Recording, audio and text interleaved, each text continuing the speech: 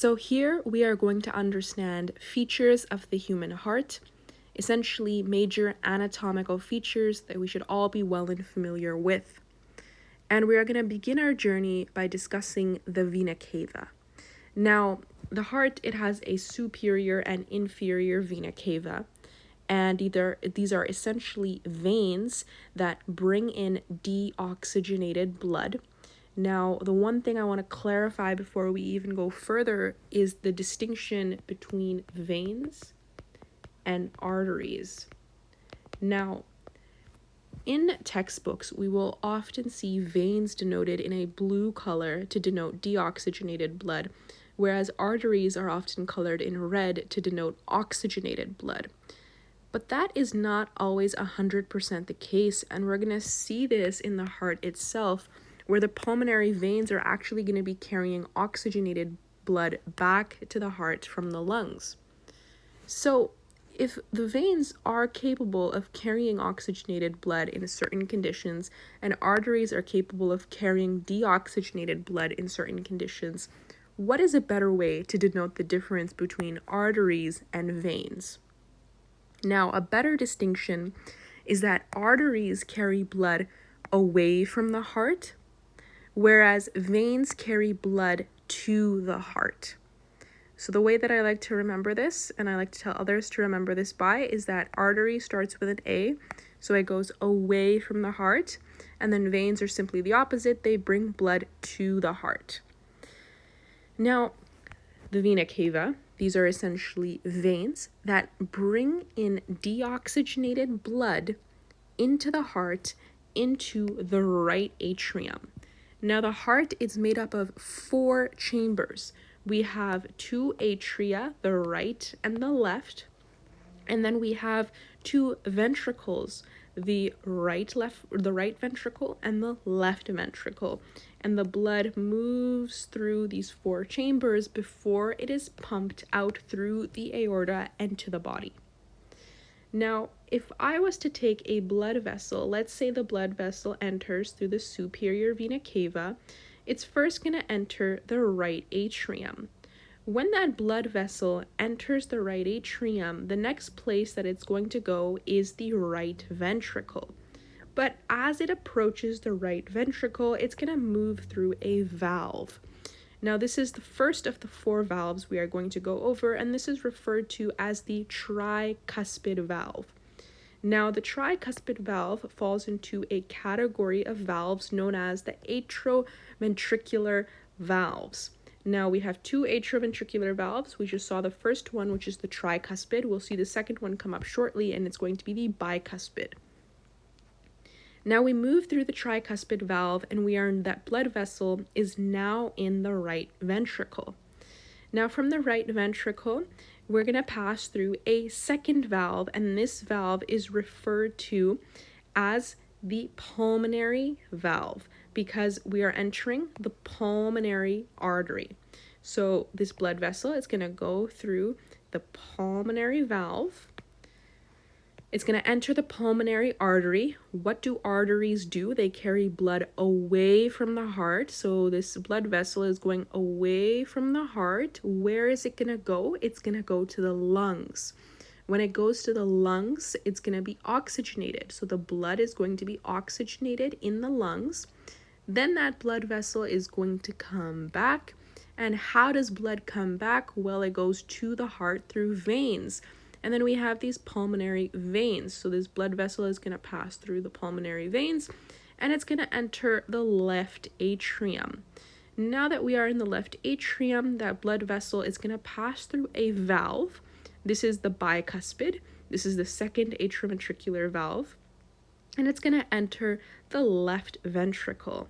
Now, the left ventricle is actually the most muscular chamber in the heart, because it's going to push all of this blood out through this second valve, which is known as the aortic valve, and push that blood into the aorta, and the aorta is then going to pump the blood out to the rest of the body. Now we just went over 2 valves. Let's look at them one more time. So the valves that connect the atria and the ventricle are known as atrioventricular valves. It's in the name itself, the atria and the ventricle. So the atrioventricular valves connect the atria and the ventricle. On the right side, we had the tricuspid, and on the left side, we have the bicuspid. Whenever we are moving out of the ventricles, we have semilunar valves. First, we had the pulmonary semilunar valve, which moves into the pulmonary artery. And then we had the aortic semilunar valve, which moves from the left ventricle to the aorta.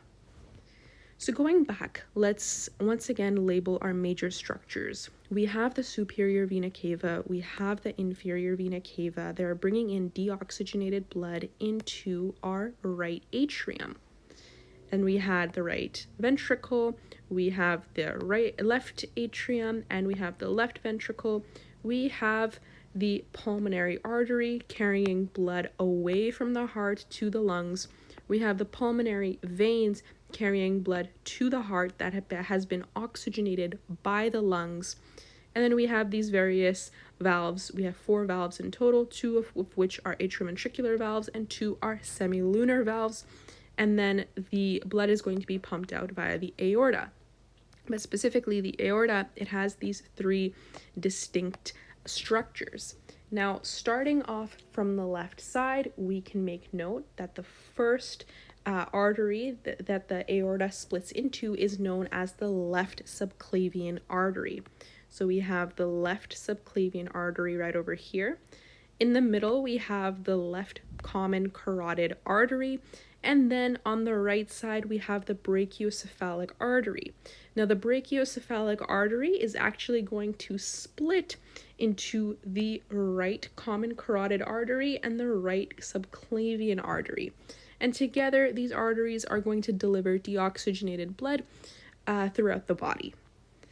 Now, another thing to make note of is that the atria, the ventricles, these 4 chambers, they are separated from one another because we do not want the blood to mix. The atria and the ventricles are separated through valves, but how do we separate the 2 atria from one another, and how do we separate the 2 ventricles from one another?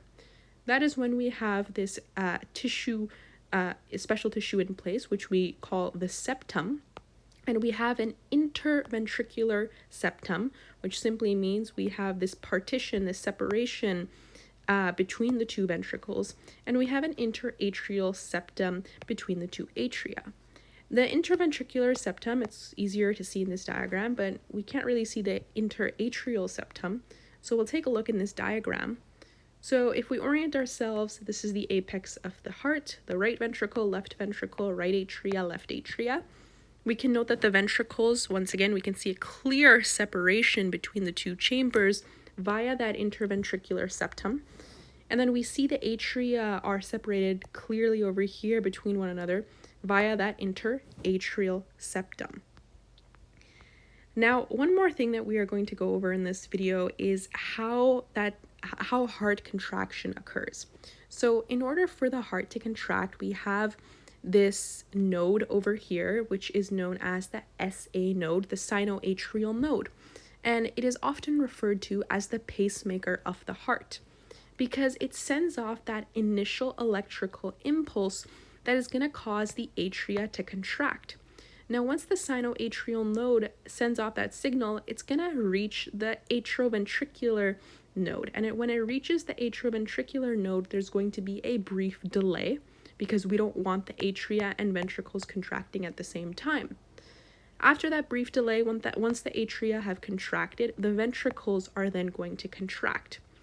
That signal is then passed on to the bundle of His, then to the bundle branches, and to the Purkinje fibers, and that causes the ventricles to contract. And we can see this in this diagram over here.